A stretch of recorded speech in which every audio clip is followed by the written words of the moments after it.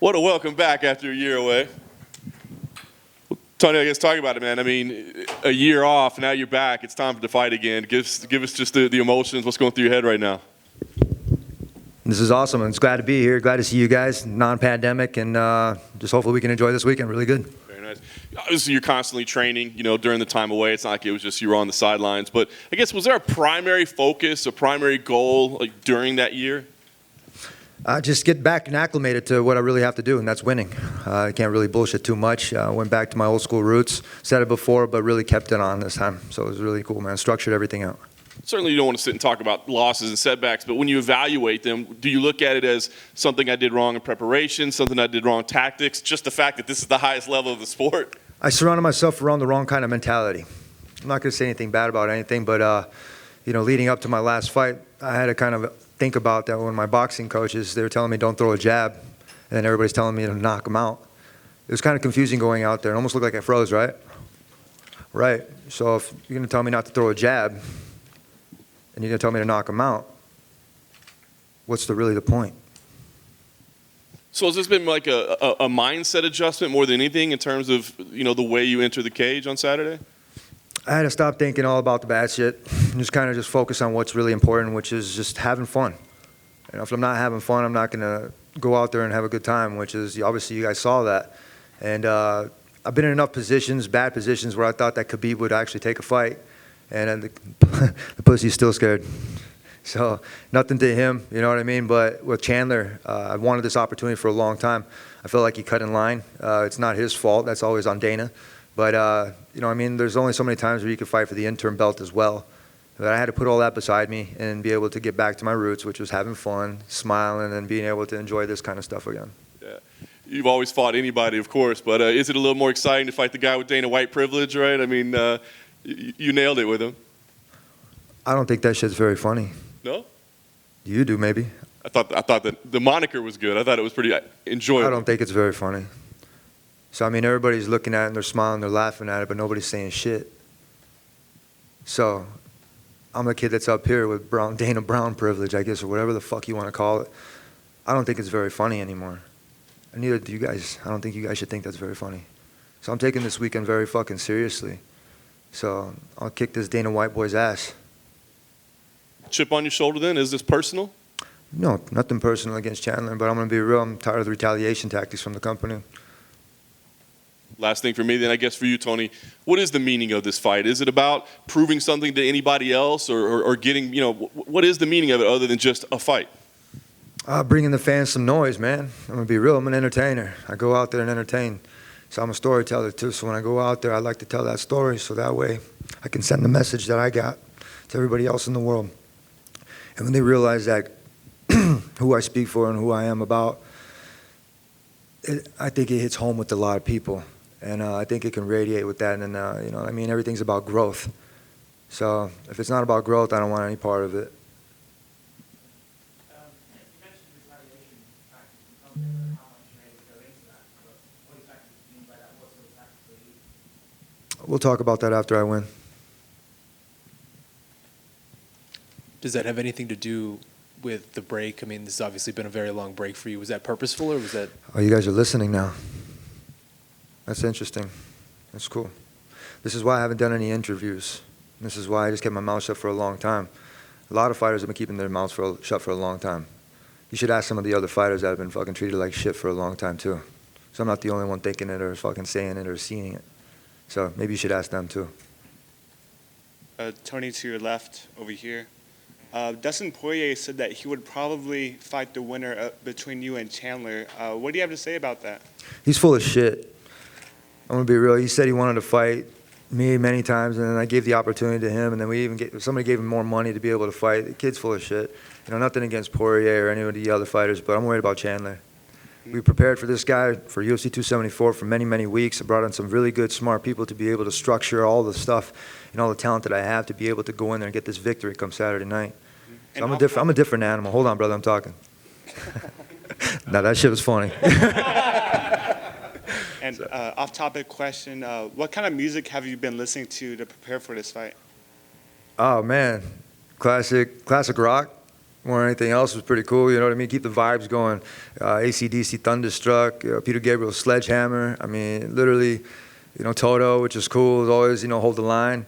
I mean, some video game rap music. I mean, whatever is going to be the thing that's going to keep get the crowd going. You know, that's pretty much how I feel inside my practice room. But leading up to the fight, I wasn't listening to anything.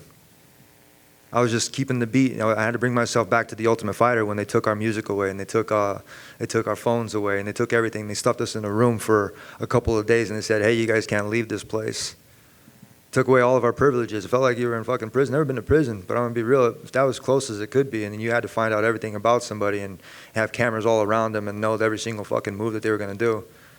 That's what the Ultimate Fighter's about. They want to know every fucking thing about you. They want to see how you're gonna react during certain situations. But I was handpicked by Dana White, and I won the Ultimate Fighter. I knocked everybody out at 170 pounds. And they've been making me cut weight. They made me feel like I was inadequate going up to 170 again. They made me feel like I could not do that. They made me feel like I had to lose weight over and over. They didn't care about how I feel. They don't care about how I was treating my body or how I was treating my mind. It's kind of fucked up, pretty much. If I wanted to go back a weight class because of my health, do you think they would care? I don't know. Maybe you should ask Dana. When you look at Mike, when you watch him on tape and you look at what Mike Chandler does, why is this a good matchup for you?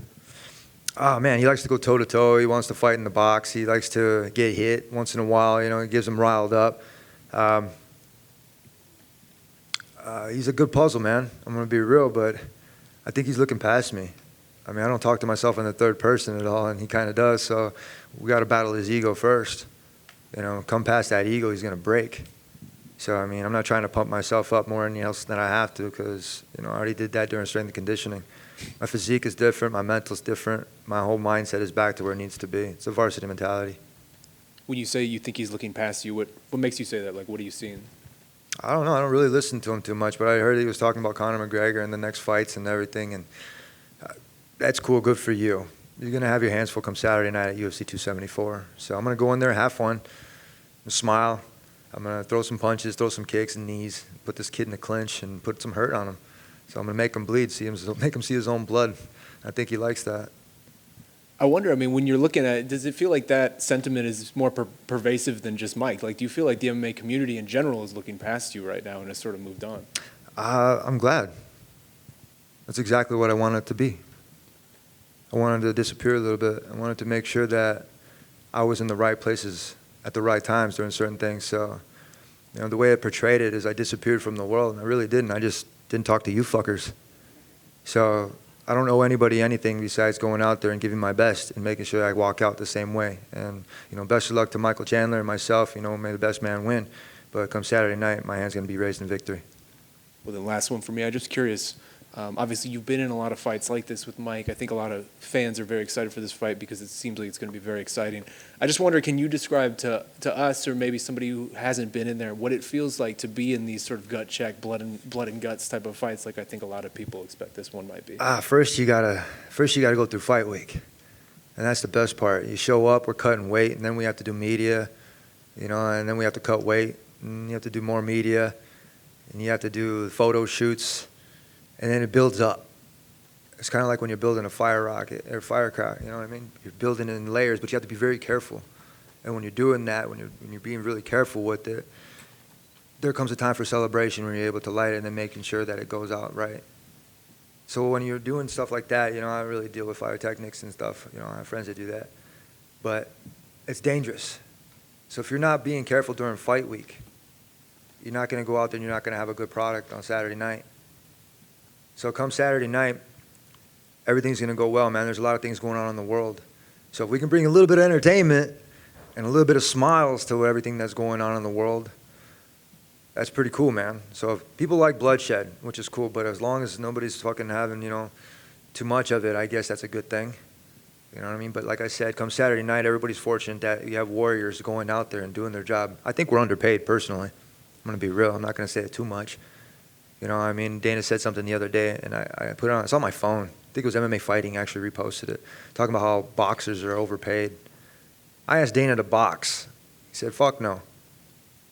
I'm like, "Why?" I wanted to go play. You know, I want to go play baseball. I want to go do other pro sports. I'm an athlete. I grew up playing different different sports at a very high level. We're in a state championship football ring right here. We were 27-1.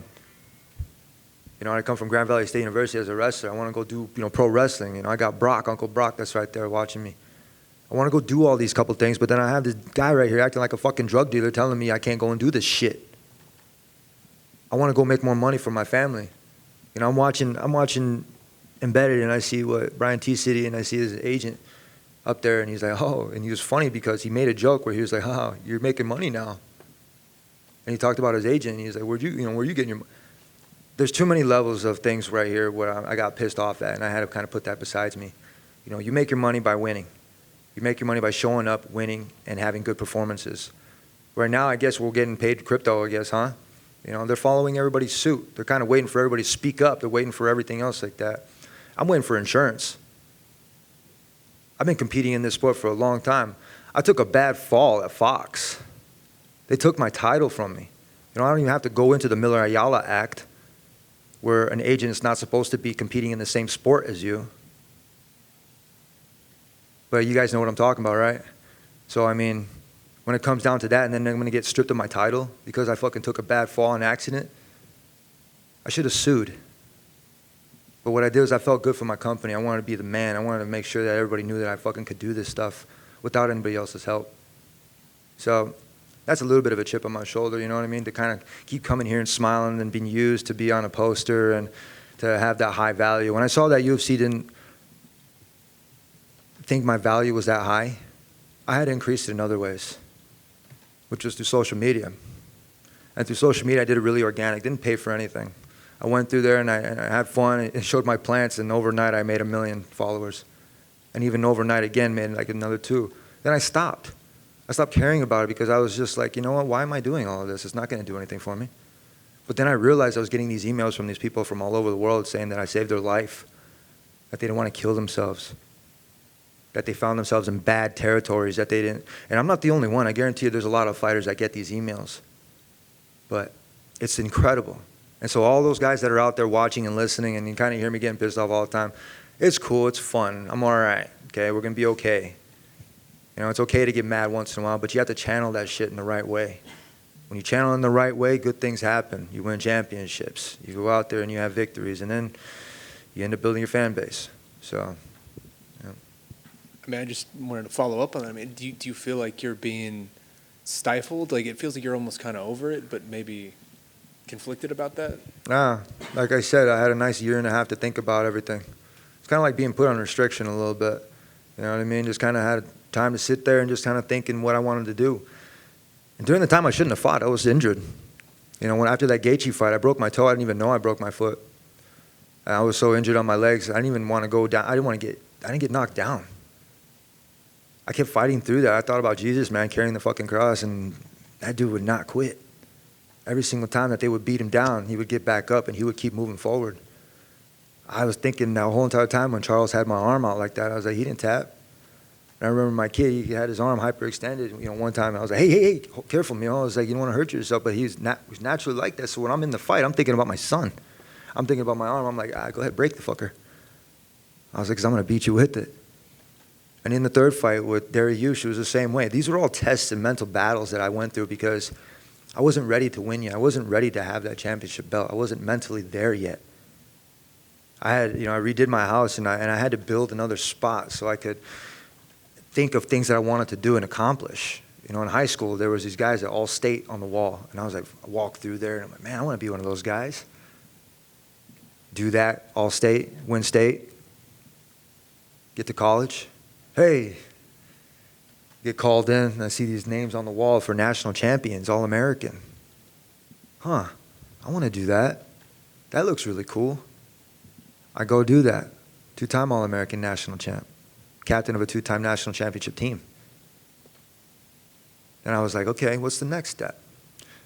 Go to the UFC. They built a performance institute. They built that. They saw that we needed something like that, which is great. Then they put the things up on the wall that said Hall of Fame. I said I wanted to do that. What did I do? Still not in the Hall of Fame yet, but I'm earning my credentials, right? I think I'm pretty much in there.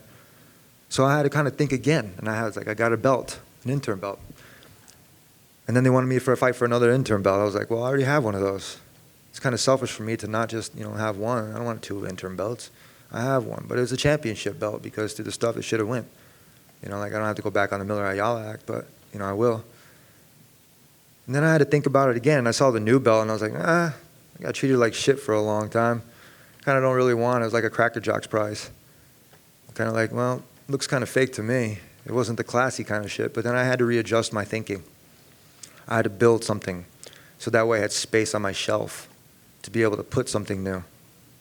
So that's what I have. I have space on my shelf, and I looked at it a couple of days and, you know, walked past it, look at it again, and I look, and I'm like, man, there's empty there. Because I need something to be put there. I was like, it'd be kind of nice to put a belt right there. And I started kind of getting hungry again, kind of figuring it out, you know, putting things together like a puzzle. And it started and it clicked. So I'm a straight shooter now, man, and everything's pretty cool. So this camp, I'm very fortunate to be able to put things together and structure the shit out of myself. In my other interview, I said I had too many main ideas. But it's good to multitask like that, because I can multitask on 3 computers, like no problem. But to be able to write a central paper and put one central idea as a main heading and be able to write everything around it, that was the hard part. So I have that now. I put that central that structure towards where I need it to go, and I want that belt. It's kind of cool, and I want to add some rubies to it. So it is my prerogative, and it is my priority to go out there and make sure my hand gets raised on Saturday.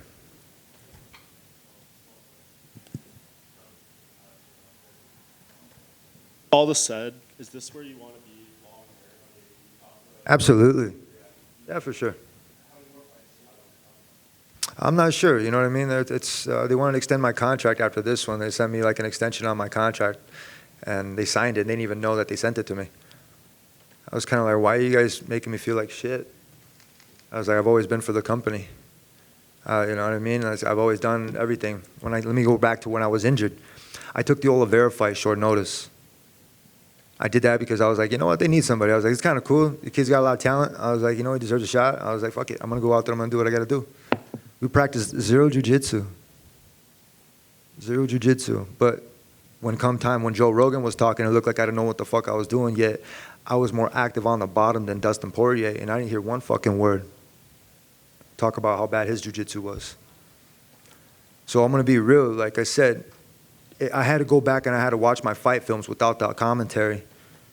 Because people listen, they're like sheep. I'm going to be real with you. Sometimes, I'm going to be real, the commentators are talking to them like they don't know what the fuck they're talking about. And they're making guys like me sound like I'm an idiot, for one, and 2, that I'm out there and I don't know what the fuck I'm doing. So I had to kind of take that, and I'm going to be real, like I said.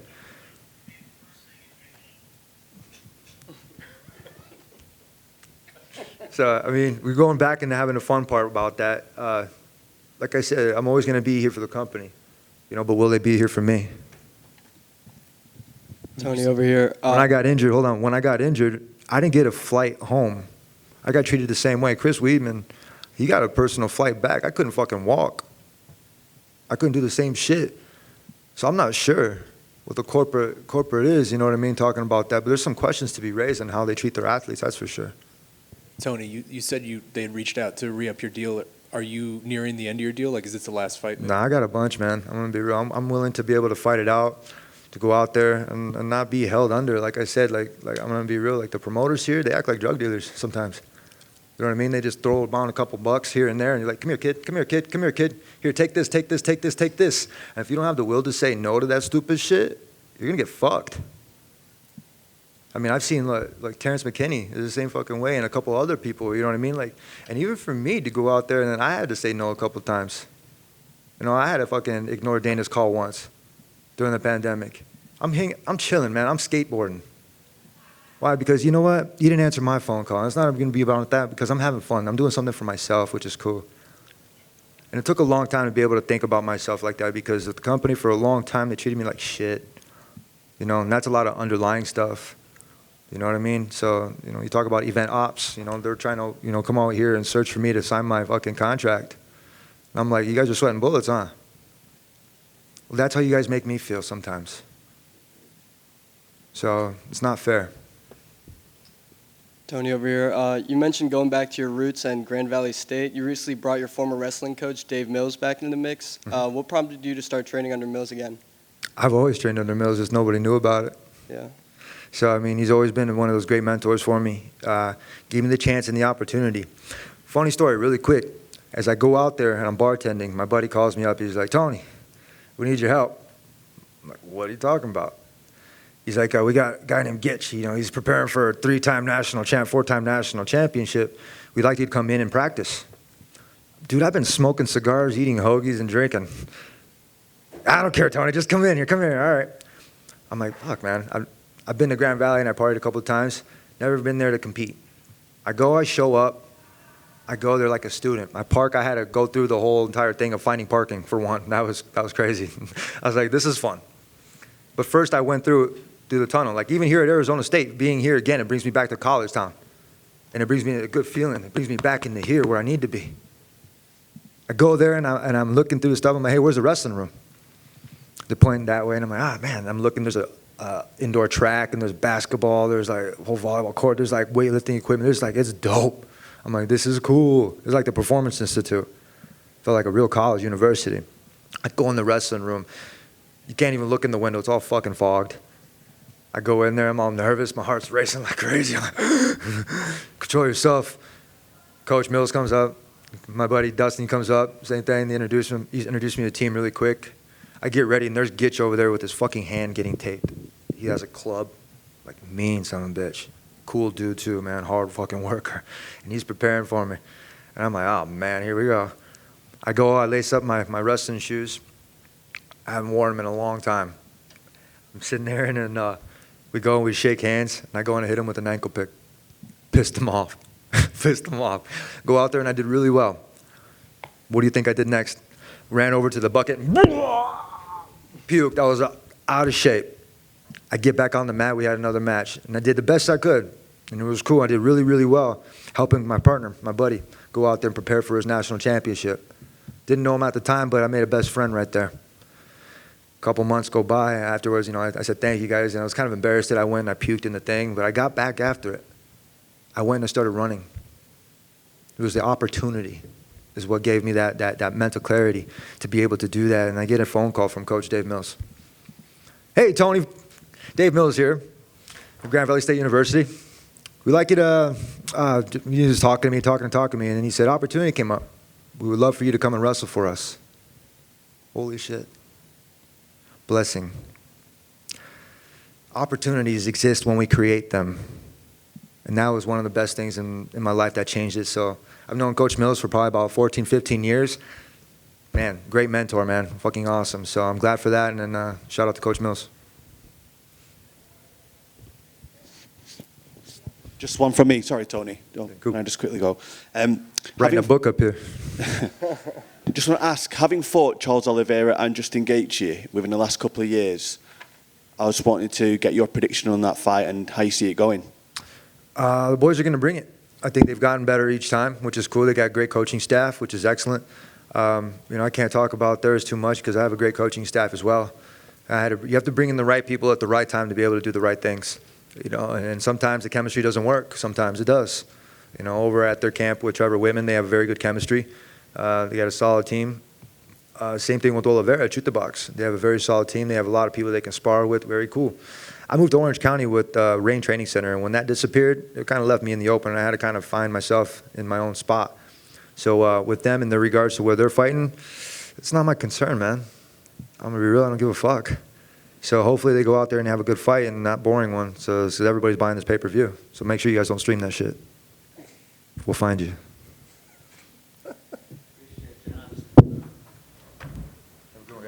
Thank you. Hold on.